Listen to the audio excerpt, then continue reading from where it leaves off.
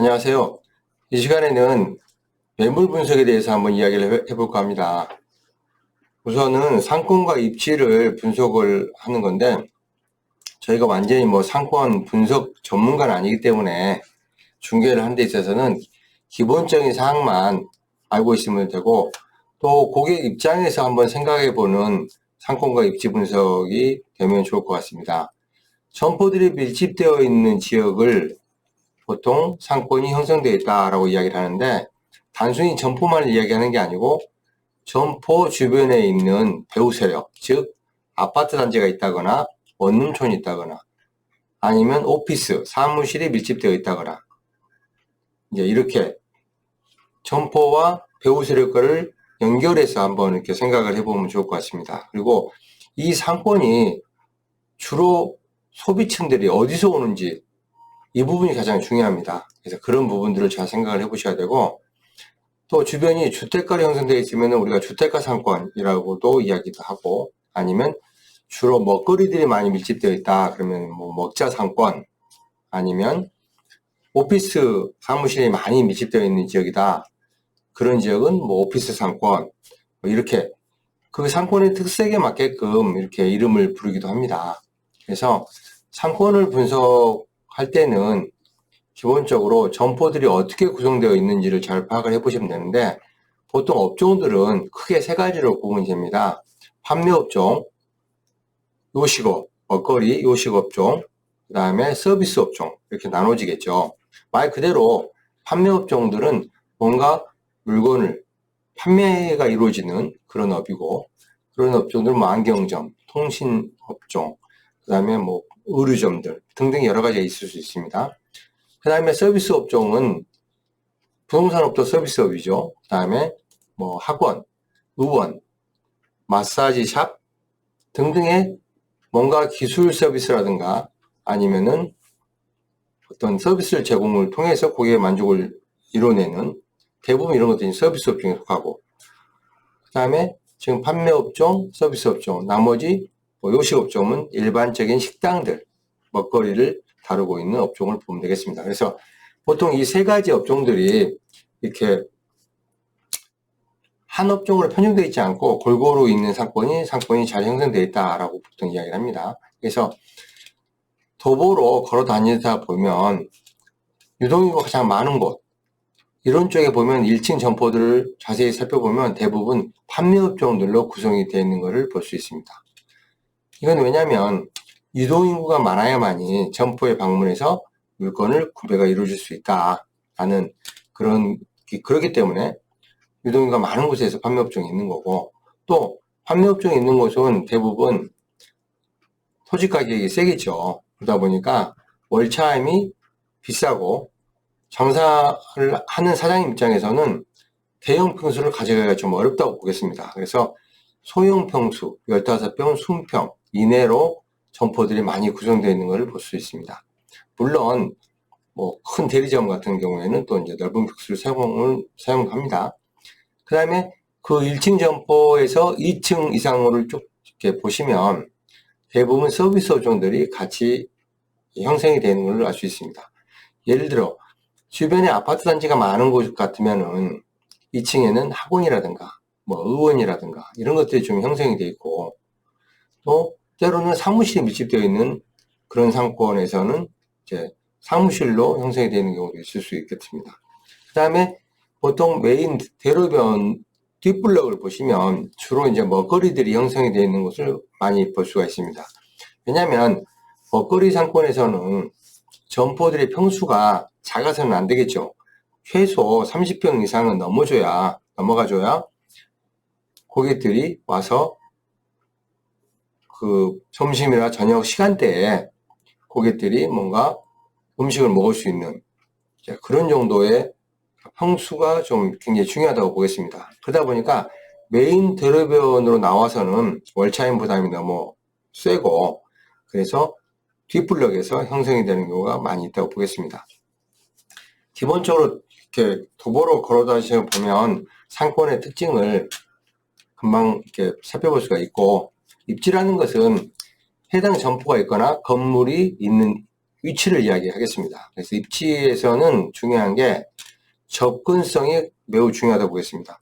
고객의 동선을 타고 올 수 있는 그런 입지에 있느니까, 그래서 접근성이 좋은지, 그 다음에 눈에 잘 띄는 곳, 가지성이 좋은지, 이런 부분들을 잘 염두에 두시고, 특히나 요즘에는 뭐 주차가 매우 편리한 이런 건물들은 많지 않습니다만은, 이왕이면 차를 가지고 왔을 때 쉽게 접근이 가능한 곳, 그래서 주차가 주변에 가능한 부분이 있다 그러면 훨씬 더 좋은 입지라고 볼 수가 있겠습니다.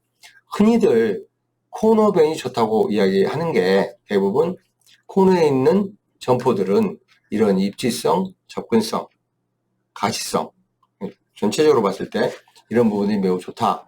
그래서 코너가 좋은 점포고 가격이 비싸다라는 것을 생각해 볼 수가 있겠습니다. 그래서 기본적으로 그 상권과 입지를 분석을 했으면 명함을 가지고 이제 임장 활동을 한다고 보시면 되겠습니다. 자, 물건을 접수를 받았으면 이 물건을 받은 물건을 중개하는 입장에서는 용도를 정확하게 파악을 해야 됩니다. 이 건물의 어떤 용도이고 또 이 내가 물건 접수받은 점포는 어떤 용도로 임차인을 구할 수 있는지 부분을 파악해 보는 게 굉장히 중요하다고 보겠습니다. 건물에서는 어떤 용도로 공도하는가를 파악을 해보시고, 중요한 것은 이제 임차 현황입니다. 현재 어떤 업종으로 들어가 있는지에 따라서 권리금도 다를 수 있고 또 시설이 달라질 수 있습니다. 그래서 또 매물을 받았을 때는 그 동일한 업종이랑 유사 업종으로 거래가 될 것인가, 아니면 완전히 다른 업종으로 거래가 될 것인가 하는 부분을 꼭 염두에 두고 중개를 해야 되는 부분이 있습니다. 건물 매매에 있어서는 임차 현황은 무엇보다도 중요하다고 보겠습니다.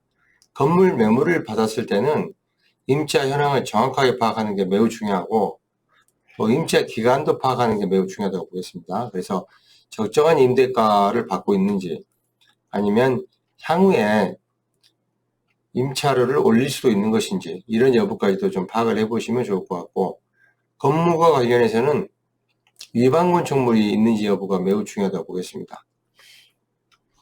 상가중개를 해보신 분들은 아시겠지만 일반 음점 같은 경우에 인허가를 요구하는 그런 업종들이 신규로 들어갔을 경우에는 위반 건축물 때문에 인허가가 안 나오는 경우가 있습니다. 그래서 위반 건축물 여부를 꼭 사전에 파악을 해봐야 되고, 또 위반 건축물이 있었을 경우는 이행강제금이라는 벌금이 부과될 수도 있습니다. 그래서 이 벌금을 누가 냈는지를 꼭 파악을 하고 있다가 그대로 고지를 해주는 게 매우 중요하다고 보겠습니다.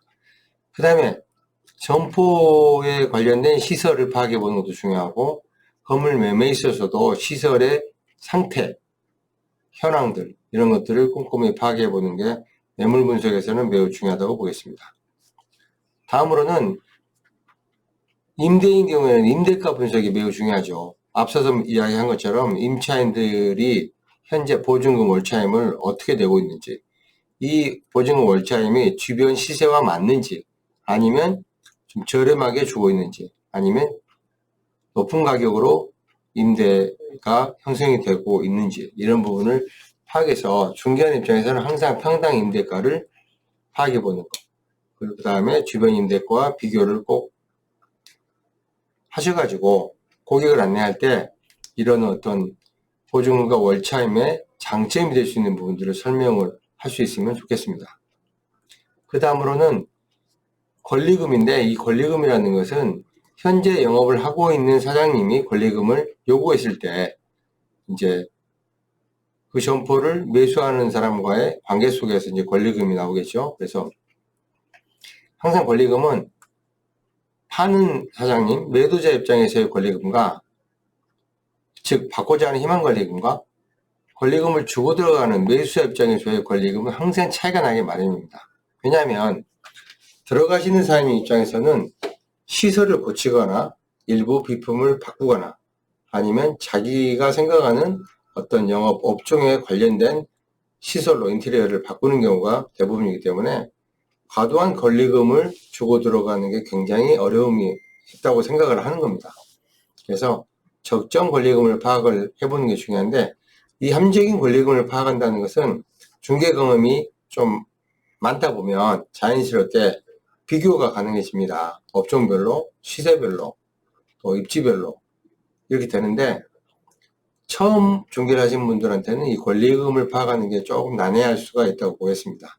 어쨌든 중요한 것은 받고자 하는 권리금이 얼마인가, 그 다음에 이 권리금의 조정 여지는 어느 정도 될 것이냐, 그 다음에 이 권리금은 처음부터 조정이 되는 게 아닙니다. 대부분 물건을 접수할 때는 권리금이 높게 나오고, 시간이 지나면서 거래가 안 됐을 때 매도자 상임의 희망 권리금은 낮아지게 되어 있습니다. 그래서 어느 정도 시장에서 거래되는 권리금의 범위에 희망 권리금이 내려왔을 때 거래가 된다고 보시면 되겠습니다. 그래서 처음부터 높은 가격으로 받은 권리금을 가지고 중개를 하려고 그러면 잘 거래가 안 되는 것은 권리금의 그런 어떤 이유 때문에 그렇습니다. 그래서 권리금을 조정하는 부분들이 중개인이 해야 될 일 중에서 가장 중요한 일이라고 보겠습니다. 자, 매매인 경우에는 또 매매 가격이 있겠죠. 그래서 거래 사례 비교를 해보면 매우 좋습니다. 요즘에는 밸류맵이라든가 디스코라든 이런 사이트들이 만들어져 있어가지고 실제 실거래가로 거래가 되고 있는 부분들을 얼마든지 검색을 해볼 수가 있습니다. 예전에는 이런 정보들이 없다 보니까 부동산을 방문해서 부동산한테 문의를 해보고, 또 부동산 중개인들이 가격을 임의대로 이렇게 설명하는 부분이 있었는데, 지금은 가격이 매우 투명해져 있기 때문에 이런 가격들을 좀 비교해서 설명을 해주면 물건을 받을 때도 좋고, 또 고객을 안내할 때도 매우 용이하다고 보겠습니다. 그래서 자주 이런 거래 사례를 비교해 보는 것도 굉장히 도움이 된다고 보겠습니다. 그 다음으로 매매인 경우에는 무엇보다도 수익률을 정확하게 분석해 보는 게 매우 중요하다고 보겠습니다. 수익률은 종합 수익률로 분석해 보고, 아니면 자기자본 수익률로 분석해 보는 두 가지 방법이 있다고 보겠습니다. 이 부분은 또 저희 카페에 가서 자세히 설명이 되어 있기 때문에 여기서는 생략하겠습니다. 그 다음에 또 원가법에 의해서 가격을 산정하는 방법도 매물을 분석하는 데 있어서 중요합니다. 토지 가격은 현재 얼마에 거래되고 있고, 또 건축했을 때 비용은 얼마인데 지금 건축한 지가 얼마 되기 때문에 토지 가격은 얼마로 보고 건축 가격은 얼마로 감가를 해서 산정을 해볼 것인가. 그래서 거기서 나온 가격과 또 현재 수익률과 맞는지 이렇게 비교를 해보시면 훨씬 더 매매에 있어서 매물을 분석하는데 굉장히 용이하다고 보겠습니다. 그리고 이런 매매 같은 경우에는 건물 매물 보고서를 정확하게 한번 만들어 보는 것도 굉장히 중요합니다. 거창하게 만드는 것보다는 간단하게 입지에 대한 거, 또 건물의 현황, 그 다음에 현재 임차 현황, 그 다음에 수익률은 어떻게 되고, 최종적으로 중개인 입장에서의 의견들, 장단점은 어떻게 되고, 이런 부분들을 요약해서 몇 장으로 딱 만들어서 건물 매물 보고서를 딱 만들어 놓으면 언제든지 고객과 현장에서 안내를 하거나 상담을 할 때 매우 용이하다고 보겠습니다. 그래서 매물 분석은 제가 간단하게 설명을 했지만 많은 경험이 필요한 것 같습니다. 자, 매물을 이제 어느 정도 파악을 했고 분석을 했으면 다음 순서로는 매물을 관리하는 게 매우 중요합니다. 그래서 내가 매물들이 몇 개 안 될 때는 노트에 써놓고도 관리가 가능하겠습니다만은 매물이 100개, 200개 이렇게 늘어나게 되면 이런 것들이 잘 정리가 되어 있어야 됩니다. 그래서 언제든지 상권별로 찾아볼 수 있고, 또 입지별로, 업종별로, 또 가격대별로, 평수대별로 이렇게 검색이 가능하도록 정리를 잘 해보면 좋을 것 같습니다. 그래서 매물 정리하는 방법은 일반 노트에다 정리하는 방법도 있을 거고, 또 엑셀 프로그램을 사용해서 하는 방법, 때로는 홈페이지에 이런 기능들이 있는 홈페이지들이 많이 있습니다. 홈페이지를 사용하는 방법, 아니면 내가 이런 매물들을 카페에다가 다 별도로 정리해서 언제든지 내가 찾아볼 수 있고, 또 고객들이 볼 수 있도록 해놓는 방법, 또 블로그를 활용하는 방법도 있습니다. 이 부분 중에 저는 주로 이제 홈페이지를 이용하고 카페를 이용한다고 보겠습니다. 그래서 이 부분은 잠시 후에 다시 한번 설명을 해드려 볼까 합니다. 그 다음에 매물 관리는 일반적으로 받는 매물은 이제 일반 중개 매물이라고 보는데 간혹 전속 중개 매물로 물건을 받는 경우도 있습니다.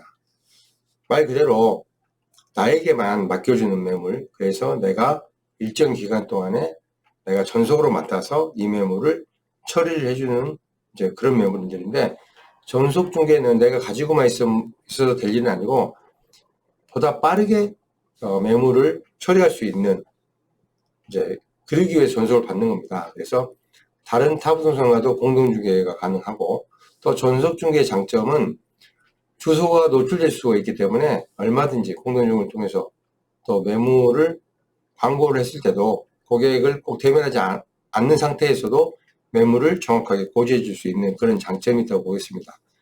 그래서 매물 전속중개를 활용해서 매물을 받을 수 있으면 중개하는 데 있어서 매우 유리한 점이 많다고 보겠습니다. 저는 앞서 이야기한 것처럼 매물관리 시스템에서는 주로 이제 홈페이지를 사용하는데, 저희 홈페이지에서는 저희는 이제 일하는 식구들이 여러 명이다 보니까 각자가 매물을 등록하고 또 매물을 관리하고 또 언제든지 매물 종류별로 또 거래 종류별로 면적별로, 그래서 이런 부분들을 쉽게 검색할 수 있어서 너무도 좋은 것 같습니다. 다만 홈페이지는 제 홈페이지를 만들어져 있는 홈페이지를 사서 활용할 수도 있는데, 홈페이지를 통해서 이제 광고를 하게 됐을 경우에는 매물이 많아야 됩니다. 매물이 너무 없는 상태에서 홈페이지를 광고를 하거나, 예를 들어서 뭐 포털 사이트에 키워드 광고를 할 경우에는 고객이 들어오면 두 번 다시 안 들어오는 경우가 있습니다. 그래서 매물을 어느 정도 일정 부분 좀 확보해 나가거나 또 지속적으로 업그레이드를 시켜줄 수 있는 그런 어떤 시스템이 돼줘야 홈페이지가 효과를 발휘할 수 있다고 보겠습니다. 저는 매물 관리에 있어서 홈페이지가 없다고 하면 개인적으로는 카페를 하나 만들어서 운영해 보는 것도 굉장히 좋다고 저는 보겠습니다. 실제로 저는 네이버 카페를 이용하는데, 네이버 카페가 포털 사이트이기 때문에 정말 기능이 다양합니다. 그래서 카페를 만드는 것을 좀 배워가지고 거기에 맞게끔 내가 원하는 대로 카테고리를 만들고, 또 때로는 노출되는 매물도 있고 때로는 비공개로 매물도 얼마든지 이렇게 할 수 있기 때문에 장점이 있고, 또 핸드폰에서도 어플을 통해서 매물을 검색하고 또 매물을 고객들에게 보낼 수가 있기 때문에 매우 장점이 많습니다. 그래서